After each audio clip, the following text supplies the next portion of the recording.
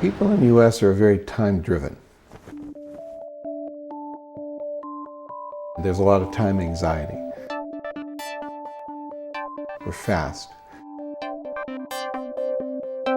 And I think a lot of that then is how we treat time, how we value time in terms of status, meaning, and flow. Because timing culturally is ultimately about how we get together and when.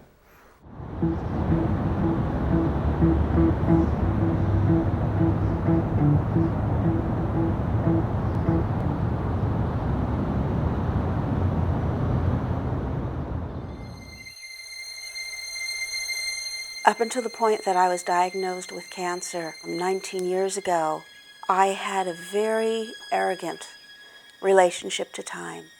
I chose to buy into the fantasy that life would continue on indefinitely.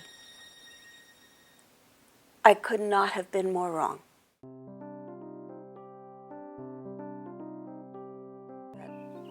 Well, I'll tell you exactly what the doctor said. He says, "Well, Melinda, you have cancer and it's everywhere. I'm not going to tell you that you will live, that be giving you false hope. My only advice to you is to waste no time." Time for me suddenly went from horizontal to vertical. My feelings have been present ever since. I've had to let go of my past ever since to live now. Time anxiety, what's that? Well, there's insecurity, we expect something will happen, we fear it won't. We switch our perspective on our present moment through the eyes of others when we get anxious, or we can even self-judge, or we go through time. So the time anxiety isn't that it's linear time or externalized, it's our relationship and how we feel about ourselves in that time. I'm not going to die today. So where's the anxiety? I want more. I don't know that time has a beginning, a middle, and an end. Life does.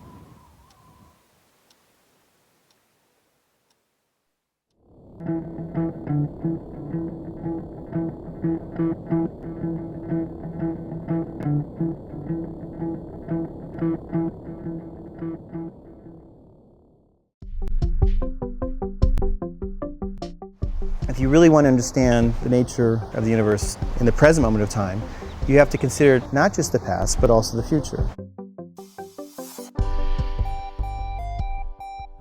So why is it that God plays dice? Well, if you want to have a universe in which the future is relevant to the present, if you want to have a universe in which you have the possibility of states that are timeless, and you also want to have a sense of causality, which occurs in Chronos, then you have to have this kind of God playing dice, or this kind of spontaneity in the creation of reality. It's just not the case that you can order things in the usual way you think you can order things, or that you can localize things in one moment of time independent of the past or the future. If you don't have causality, that you do A and B follows, but now I'm telling you, well, wait a second, really B is somehow involved in A in the first place. It's not independent. The causality doesn't just go this way in time. There's a bidirectional causality. If you really want to understand the nature of the universe in the present moment of time, you have to consider not just the past, but also the future.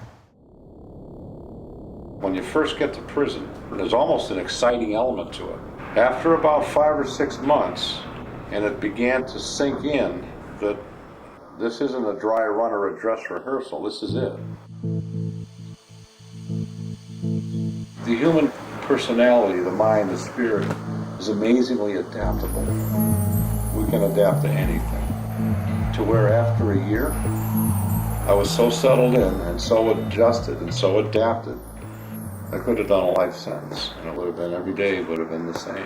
Time was passing by fairly quickly without me really noticing it.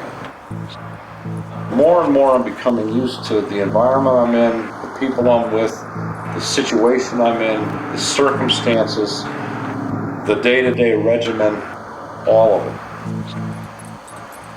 My time now is beginning to change. Now I'm starting to do time because I can't leave. So, 10% of life is what happens to me. The other 90% is how I handle it. So if I'm fighting, kicking, screaming, and all that, it just seems like it's forever. I don't have to like it, but if I can accept it and say, this is the way it is, I can't control it, I can't change it, I'll smooth some of the rough edges off. You won't find a convict any place that doesn't know how long he's been there, how long he's got left. We trap ourselves in a prison of our concept of time. Time being what? How we change. And I think that's the way we learn certain things. I think there's a certain part of our learning that you can't work your way out of intellectually. In order to learn the deep lessons, in order to know deep time, you have to encounter your mind.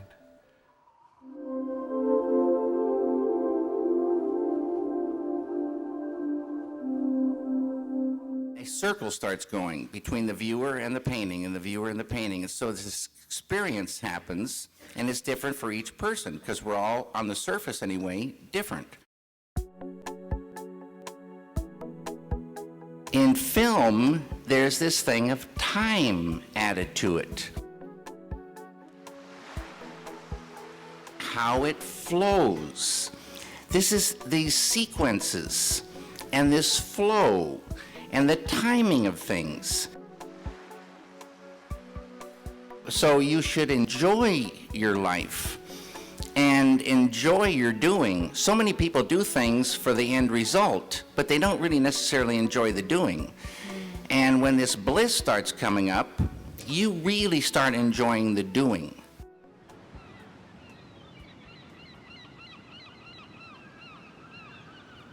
As that breath came out, remember that pranic breath creates the universe, has within it its own time. If you acted right then and you started to go out, it's amazing. Things opened up. So I learned a formula. When you become master of time, it doesn't mean what you want happens. It means you can act in the consciousness of timelessness. So as soon as we went out, things were around we never thought about.